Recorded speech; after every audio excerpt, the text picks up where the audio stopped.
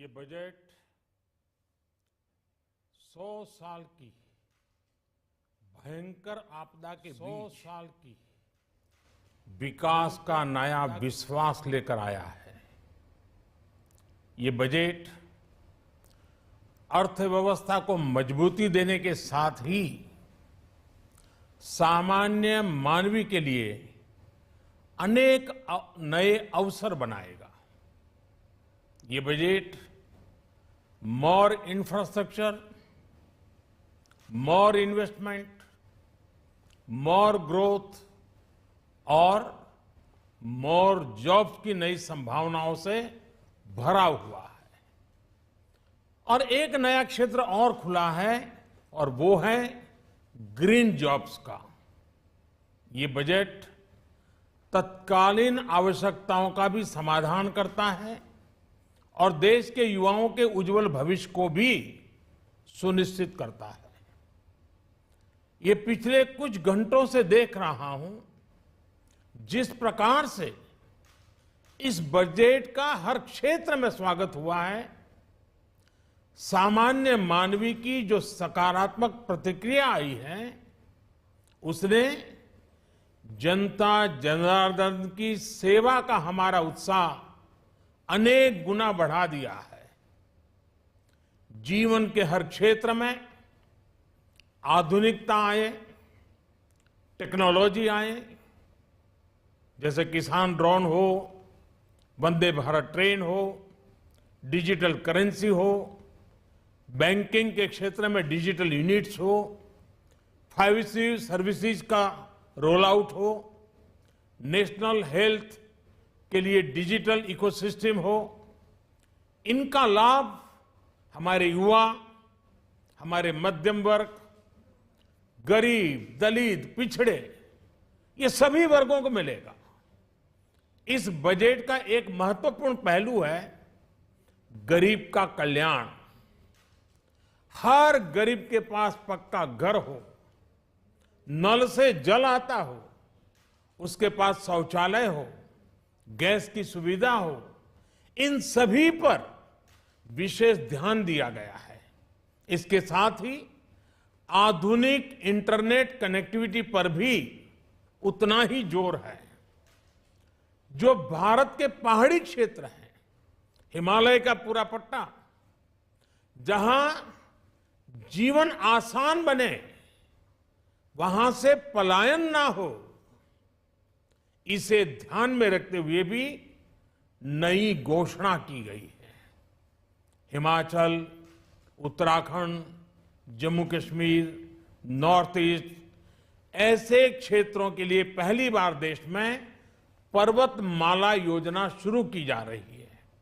ये योजना पहाड़ों पर ट्रांसपोर्टेशन और कनेक्टिविटी की आधुनिक व्यवस्था का निर्माण करेगी और इससे हमारे देश के जो सीमावर्ती गांव है, बॉर्डर के गांव है, जिसका वाइब्रेंट होना जरूरी है, जो देश की सिक्योरिटी के लिए भी आवश्यकता है, उसको भी बहुत बड़ी ताकत मिलेगी।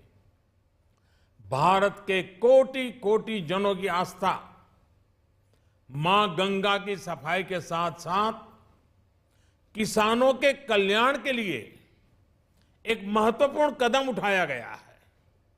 उत्तराखंड, उत्तर प्रदेश, झारखंड, बिहार, पश्चिम बंगाल, इन राज्यों में गंगा किनारे नेचुरल फार्मिंग को प्रोत्साहन दिया जाएगा। इससे मां गंगा की सफाई का जो अभियान है, उसमें मां गंगा को केमिकल मुक्त करने में भी बहुत बड़ी मदद मिलेगी।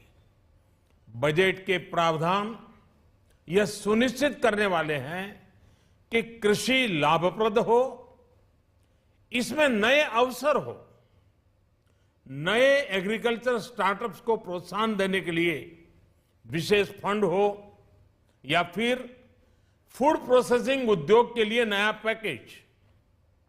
इससे किसानों की आय बढ़ाने में बहुत मदद मिलेगी। एमएसपी खरीद के माध्यम से किसानों के खाते में 2.25 लाख करोड़ रुपए से भी ज्यादा सीधे ट्रांसफर किए जा रहे हैं। कोरोना काल में एमएसएमई यानी हमारे छोटे उद्योगों की मदद और उनकी सुरक्षा के लिए देश ने लगातार अनेक निर्णय लिए थे, अनेक प्रकार की मदद पहुंचाई थी। इस बजट में क्रेडिट गारंटी में रिकॉर्ड वृद्धि के साथ ही कई नई योजनाओं का ऐलान किया गया है।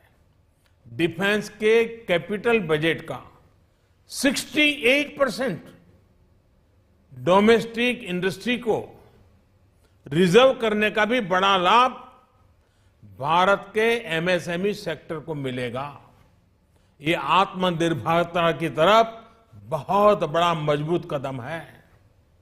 7.5 लाख करोड़ रुपए के पब्लिक इन्वेस्टमेंट से अर्थव्यवस्था को नई गति के साथ ही छोटे और अन्य उद्योगों के लिए नए अवसर भी बनेंगे।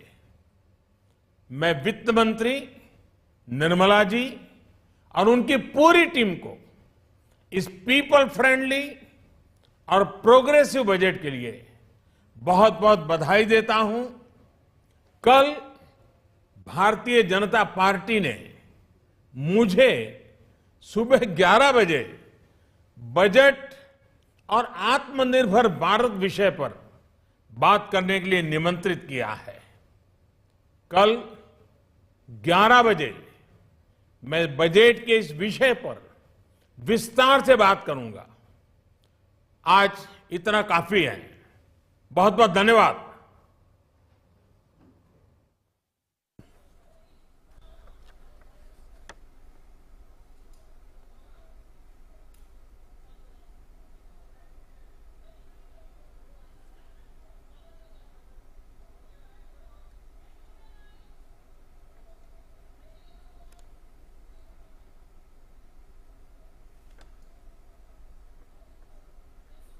तो बजट के बाद में पहली प्रतिक्रिया प्रधानमंत्री नरेंद्र मोदी की, उन्होंने साफ तौर से कहा कि जो बजट है वो